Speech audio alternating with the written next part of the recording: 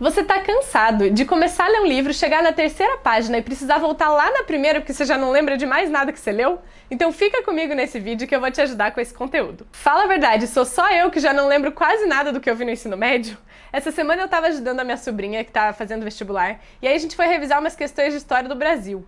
Quem disse que eu lembrava de alguma coisa? As novas informações que a gente aprende, ao longo do tempo, se elas não são revisadas, elas são perdidas. Então, um psicólogo alemão chamado Hermann Ebbinghaus, espero ter falado certo, mas vou deixar escrito aqui, em 1885 resolveu estudar esses processos de aprendizagem e revisão. E demonstrou esse processo em uma curva, que a gente chama de curva de Ebbinghaus. Nela, o psicólogo demonstra como funcionam os nossos mecanismos de memória e esquecimento. Então, se você quer guardar um conhecimento novo, basta você fazer revisões periódicas. Eu vou deixar aqui na tela para você ver essa curva e para você ver qual é a melhor periodicidade para fazer a revisão dos seus conteúdos para que você possa guardar ainda mais daquilo que você está aprendendo. Nesse gráfico, no eixo Y você vai ver a retenção de conhecimento em percentual e no eixo X você vai ver o tempo conforme vão passando os dias, horas e meses. Nós temos em azul a curva base, em vermelho a curva de retenção quando você faz alguma revisão horas depois do que você aprendeu, em laranja quando você faz essa revisão dentro de 24 horas,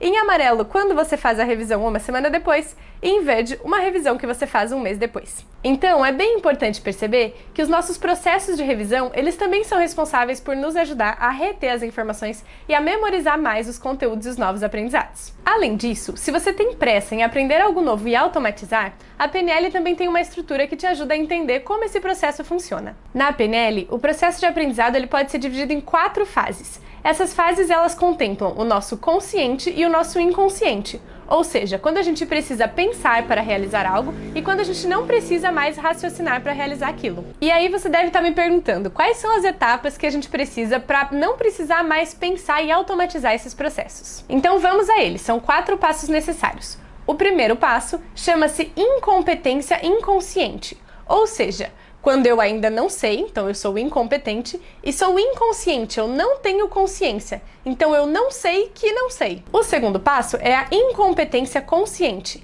A partir daí eu tenho consciência, mas eu tenho consciência que eu não sei. Ou seja, eu sou incompetente, mas consciente. Depois dele, a gente passa para o passo 3, que é a consciência competente. Então eu tenho consciência que eu preciso aprender algo e eu tenho competência para aprendê-lo. Esse é o passo que demanda um pouco mais de energia, porque ali eu estou fazendo aquilo, estou aprendendo, repetindo e de maneira consciente eu estou realizando. Esse passo é o que todo mundo quer pular, porque é o que gasta energia e dá trabalho. Mas depois dele eu garanto que vem a recompensa. O quarto passo dessa estratégia é a competência inconsciente. Ou seja, eu sei fazer, consigo fazer e não preciso de muita consciência, não preciso raciocinar muito sobre aquilo. Esse é o melhor dos mundos.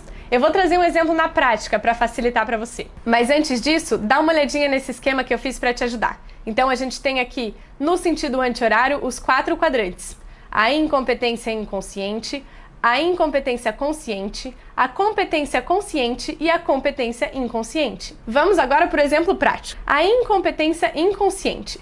Você está começando a dirigir. Quando você entra no carro e você não tem ideia de nada, nem do que é embreagem, o que é luz, o que é freio, quais são os pedais, você é incompetente e inconsciente. No passo 2, você é incompetente e consciente. Você começa a aprender as coisas. Você começa a entender que existe um terceiro pedal, que ele precisa ser acionado para trocar a embreagem, que existe mais do que acelerador e freio, mas você ainda não consegue fazer. E aí a gente passa para a terceira etapa, que é a competência consciente. Quando você já começa a dirigir, mas você começa a pensar, você precisa prestar atenção na velocidade, às vezes você precisa acender a luzinha do teto para ver como é que coloca da primeira para a segunda. Então você é competente, mas ainda é muito consciente. Você precisa fazer tudo raciocinando. E aí, logo mais, depois de muita prática, você passa para a competência inconsciente. Dirigir, trocar marcha já é algo corriqueiro, já é algo comum e o seu inconsciente ele já está acostumado a fazer esse movimento. Essa sequência, ela nos garante tranquilidade para a gente continuar a nossa busca.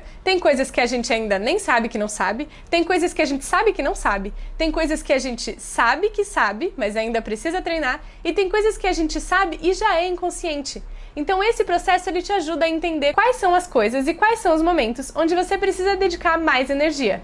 E aí a gente volta lá para a curva de aprendizado de Ebbinghaus, e aí você também pode pensar na revisão como esse processo do terceiro quadrante, onde eu sei que sei, mas ainda preciso raciocinar. Então eu preciso revisar, revisar, revisar, para ao longo do tempo isso ir se internalizando. E eu não ter mais dúvidas como lá no início de perguntas sobre a história do Brasil. Se for o meu interesse saber mais sobre a história do Brasil, eu precisaria então estudar mais, fazer mais revisões, para que isso entrasse de maneira mais tranquila no meu inconsciente e na próxima vez que eu fosse ajudar a minha sobrinha, eu tivesse isso de forma mais clara e mais concisa. Espero que esse conteúdo tenha te ajudado a entender um pouquinho dos processos de aprendizagem e como isso funciona no nosso cérebro. Faz um teste aí na sua casa, escolhe alguma habilidade que você queira aprender e pensa lá, como exemplo de direção do carro, qual etapa você está desse processo e o que falta para pular para o próximo nível.